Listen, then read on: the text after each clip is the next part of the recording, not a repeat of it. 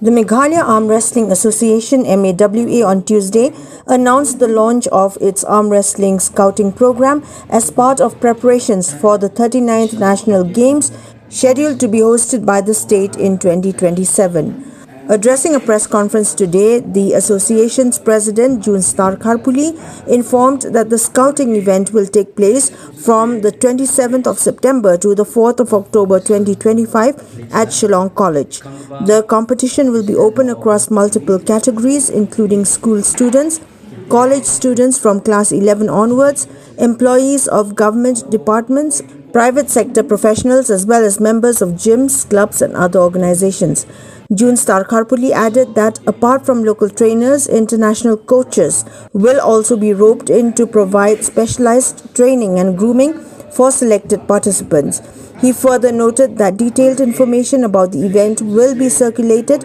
through posters and flyers in the coming days.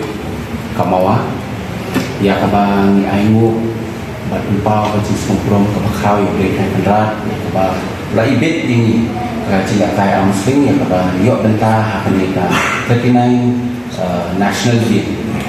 Kumta na kalian sa Kamawa ni penerapat ba kanigapur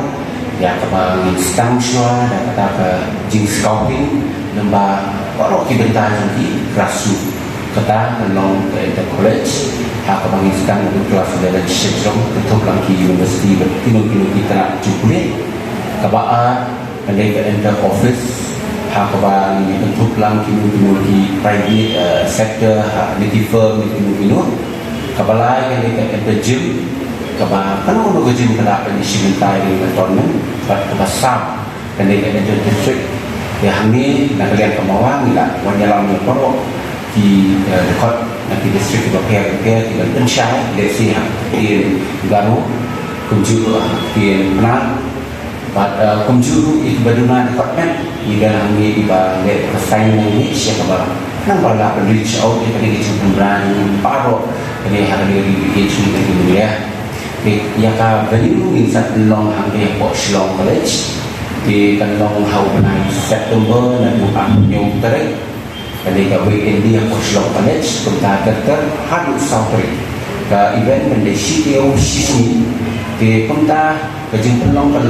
aman nanti sini ni sa pensyai dan pau di poster dan di flyers di mention hang tu kesini ke bandai nak tadi college, kesini ke bandai nak tadi district, nak tadi office, but computer nak tadi gym. Di kani bandai ke jingjiat ke Bakerpang, ban penkrepat nak tadi upcoming national game ke Banlong host dengan arpo arnyong. Di ngidan ho di coach nak po Meghalaya katu kat Ningwat, Hendrik ni sawanya nampak di international coach. Ha kaba benai Oktober dan November ni lah pandan ka di selection athletes lembaga ni event harangkat begitu di athletes di belakang lupa nak liang lene ka perhun contoh mawa ya kabangin ya train kan but ni sangat pat create dan saya mana ni cana hitam hak ni report isnan ke benuan di banyak pun nama tak 39